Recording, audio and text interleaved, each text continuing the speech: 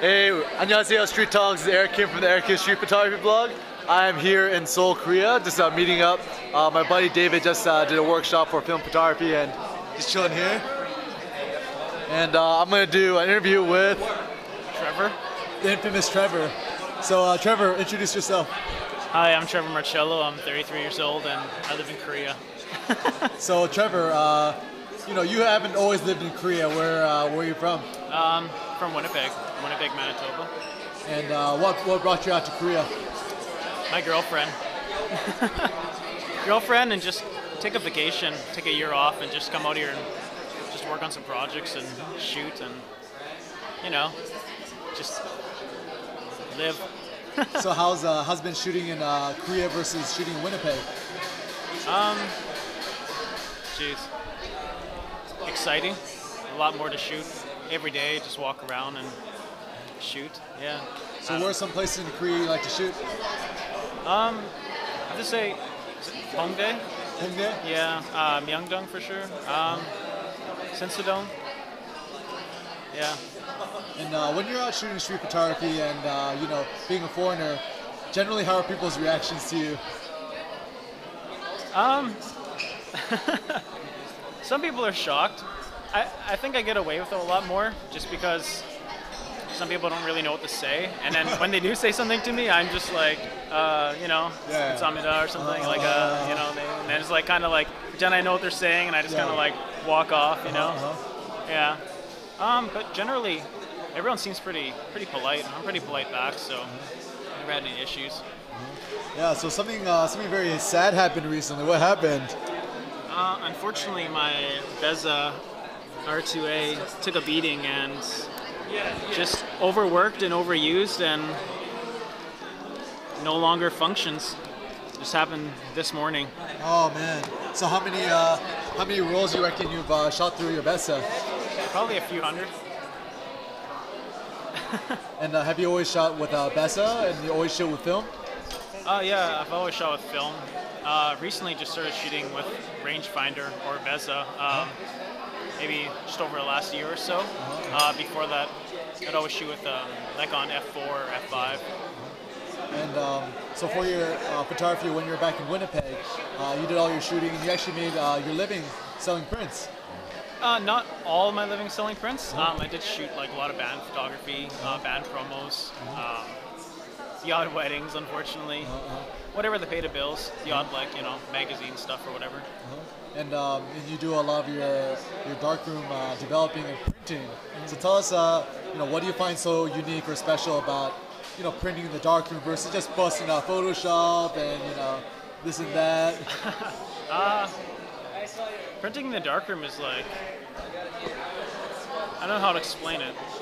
It's something that I've always done, so for me it's just, it never gets old. You just kind of take all your film and process it and just let the film dry, and it's just still that exciting moment, no matter what, and just watching that photo come to life, it just never gets old. I don't know, it's so relaxing just to be in the darkroom and make something by hand and sit in front of the computer. Unfortunately, kind of still have to get paid for some things, but. And how does it make you feel seeing that image first arise from all those mysterious chemicals and whatnot? It feels good. I don't know. Feels good. Yeah. So while you're in here in Korea, what are some projects you've been working on? I don't really have, I have some projects that I'm working on, but I'm not really sure how, kind of lost for words now. I'm not really sure, how I'm categorizing them. Because you've been shooting a lot of color here in Korea as well. I'm shooting a lot of color, and I'm shooting some digital as well. But everything that I'm shooting serious, I'm shooting black and white. And unfortunately, I'm only able to process the film and look at it with my loop and the light.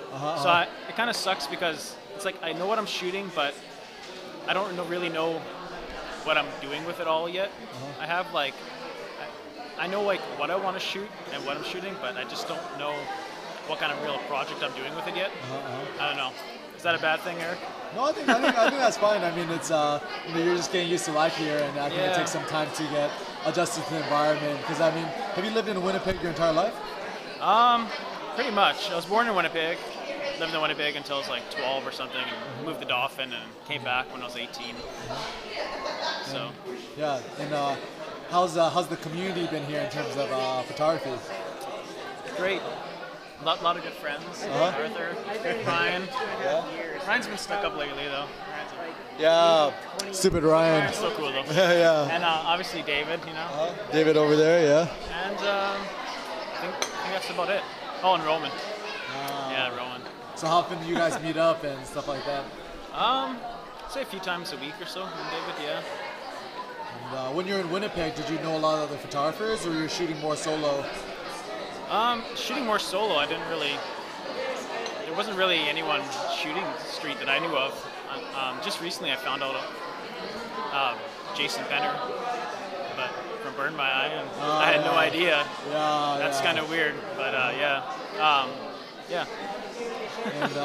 And when it comes to street photography, you shot a lot of different types of photography.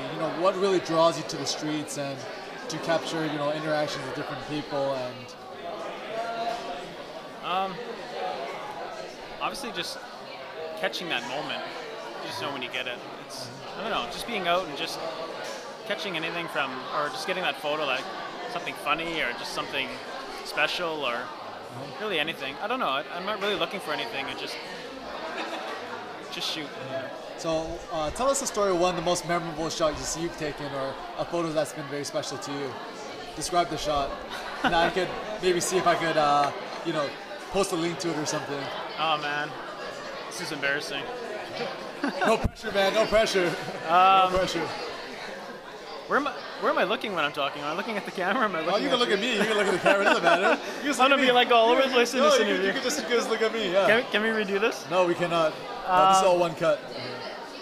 Just a memorable shot you've taken and the story behind it, I suppose. Oh man, I don't know. Do I have to have one? No, just choose a random one. Just anyone. Just a random one? Yeah. Okay, from Korea or from Winnipeg? How about a recent one from Korea? Okay, recent one from Korea. Man, okay. The blue curtain one with the hand with the orange fingernails. So what's the story behind that shot? Nah, I just ran across the street and went to take this photo of these construction workers working behind this blue curtain, and you can only visually see just a little bit of them. And that moment there was just a girl putting on her shoes, and she grabbed the curtain just at the right time, and I took a few shots, and the rest is history. I guess I don't know.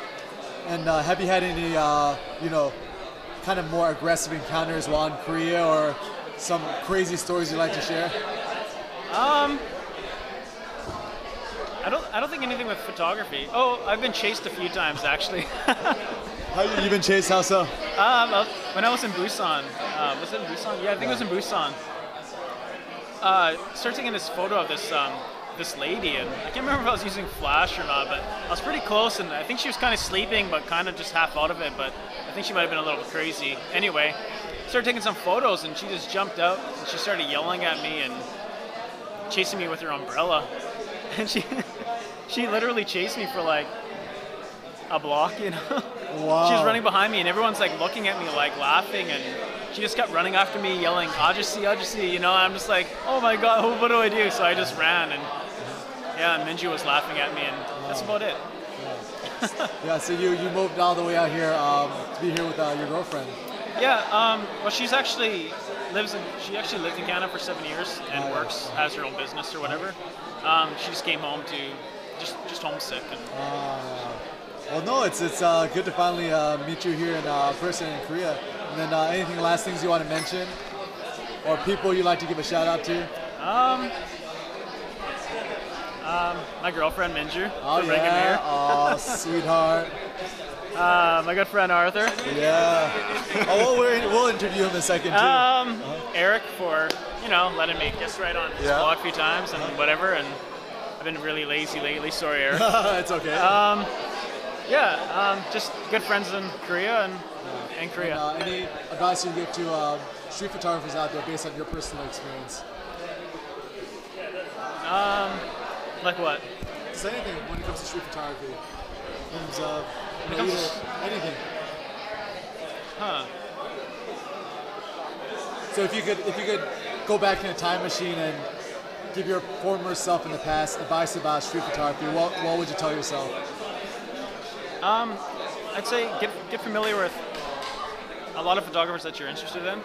That was my downfall, I guess, when I first started out, because I was really naive in what I knew, I guess, and that makes sense.